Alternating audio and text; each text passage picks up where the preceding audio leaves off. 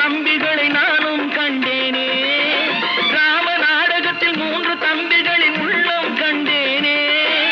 நல்ல பாரதத்தில் 4 தம்பிகளை நானும் கண்டேனே.